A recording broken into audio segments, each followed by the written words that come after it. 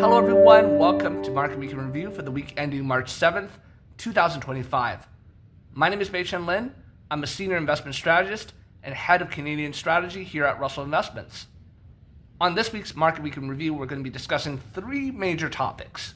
First, market volatility. It's back. What's driving it?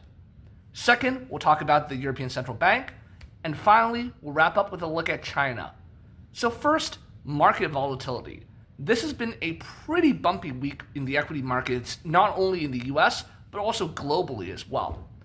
And a key driver of this volatility is uncertainty around tariffs. So this week we got a lot of developments on the latest US tariff situation, and I do want to emphasize that this situation continues to remain fluid and dynamic. So early in the week, we got confirmation from President Trump that he would impose tariffs on Canadian imports and Mexican imports after having previously paused those tariffs. That was followed by an announcement from the Canadians that they were going to impose retaliatory tariffs on a subset of US exports up to Canada, and the Mexican government announced that they would unveil at a press conference that was to take place over the weekend their retaliatory responses. So markets sold off on Monday and Tuesday as a result of some of these tariff announcements. On Wednesday, though, we saw the equity markets rebound noticeably. And part of that was because we had some senior administration officials in the US hint about the possibility that maybe the US would grant a reprieve for Canada and Mexico such that a certain subset of those imports would be subject to an exemption for an additional time period.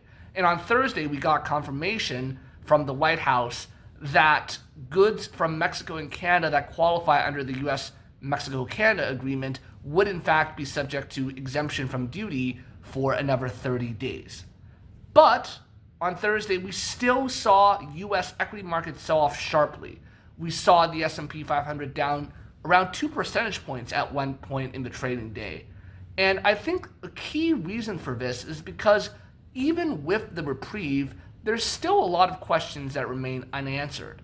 For example, exactly what proportion of goods count as qualifying goods under the US-Mexico-Canada agreement?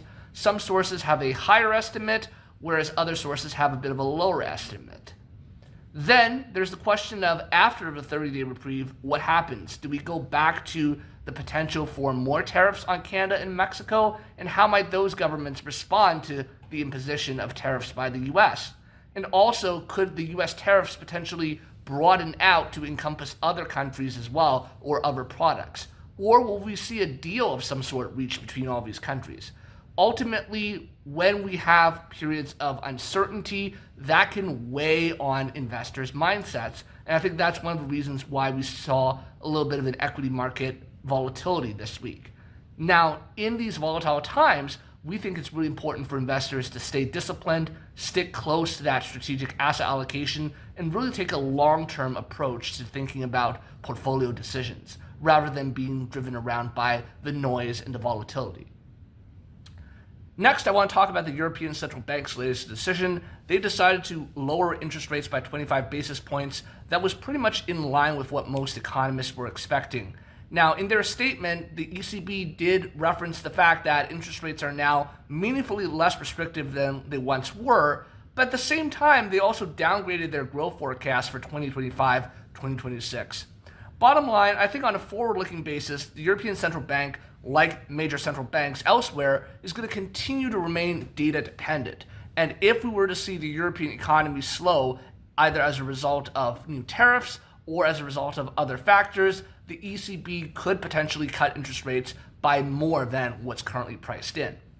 And finally, in terms of China, they held their 2 sessions meetings earlier this week, and there were a couple key announcements. The first was that they decided to announce a GDP growth target for the year of around 5%. Now, that matches the growth target they set last year, but remember that with each passing year, that becomes a higher and higher hurdle that they have to meet. And from our perspective at Russell Investments, we think that they're going to need to do more stimulus in order to reach that growth objective.